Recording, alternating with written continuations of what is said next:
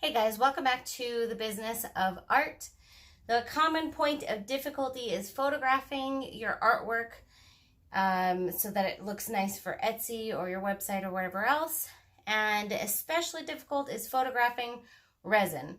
So I thought I'd just do a quick video where I show some tips on how I would photograph my resin pieces, whether indoors or outdoors. And I even had overcast versus direct sunlight. So here we go. All right, guys, so I did these coasters that are resin and glitter. So very sparkly. I want to photograph them for my Etsy store. Now, as you can see up here, there is my light from my ceiling reflecting down. So literally all you need to do is just adjust your camera or your phone until you don't have that. It's very simple. You'll see there is still a light reflection over here, which if you want to even block that out, you can by something like I just put my arm there and that blocked out that light. I personally don't mind it. I think it's totally fine. It doesn't take away from the picture. As you get closer, like I just put it close down that line returned, but you can just try different angles. Like if I angle it well enough this way to do a close-up, that light doesn't block out the picture. There's a little line here, which I can even take more of that out and do more of a close-up. You just change the angles. That's literally all you need to do is just change the angles. And this is if I'm photographing indoors, which resin I usually don't. I photograph it outdoors in the direct sun. But if you just are indoors and you have a lamp or something like that, literally all you need to do is just adjust it. If you need to, like if you can't adjust that line, or sometimes it's a circle depending on the shape of your light, if you can't adjust that out of the picture, then you may need to move your piece to a different spot.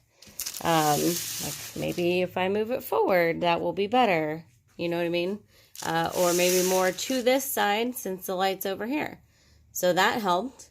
You know what I mean? So definitely adjust your piece. Now I'm going to show how this looks if we go outside and do it in the direct sunlight. All right, so it's actually completely overcast today. So as you can see, if I'm like this, my reflection's in here. I'm going to do this overcast and then I'm going to hope that the sun comes out later so I can finish this video. But see here, I would just do it at a bit of a slight angle. If it's in the sun, I can do it direct and not have that issue generally. Yeah, because I wouldn't want that shadow in there. That would be confusing where you have my arms and whatnot in there. So the cool thing is you don't see any circle or lines of light. The bad thing is there is my shadow in there. So in this case, if it was overcast, I would just do it at a very slight angle like this, just to the point where my shadow isn't in there. Sometimes I also maybe will walk around the piece and see if that can affect it, depending on where there may be a little more light coming from. That doesn't seem to be helping too much. So, like I said, I would just do the very slight angle like this. And there I get a nice clear picture. And once again, can go in and do close-up shots as well without anything getting in the way. So let's do this. Let's go ahead and we'll go ahead and see if the sun comes out a bit later today so I can show you how that looks when you photograph it directly in the sunlight. So we'll be back. Alright, so luckily for me, the sun came out. As you can see, very bright. You can see the sun right there. So I normally pay attention to where the sun is. Because see my shadow there? Yeah. And then I'm going to just go above it and a bit to the side here and take the picture. And once again, adjust as needed to not have the sun directly in there. And that's about it. The sun seems abnormally bright right this second. And of course, it's going to depend on the time of the day. But look how nice and bright those are, and I can really see the color and the shine in there.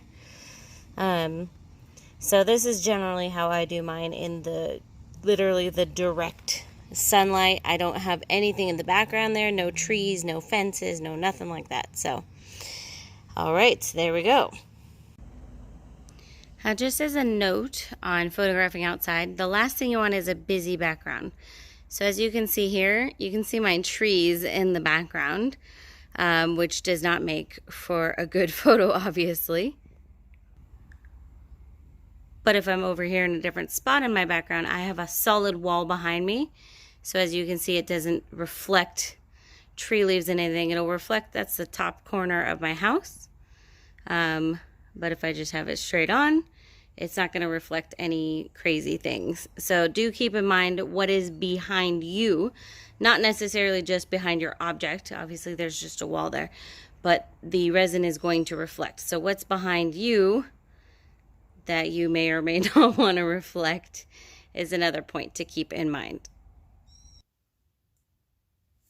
All right, guys, I hope these tips were helpful for you. I hope you're able to, take some of this away and get some better photographs of your art.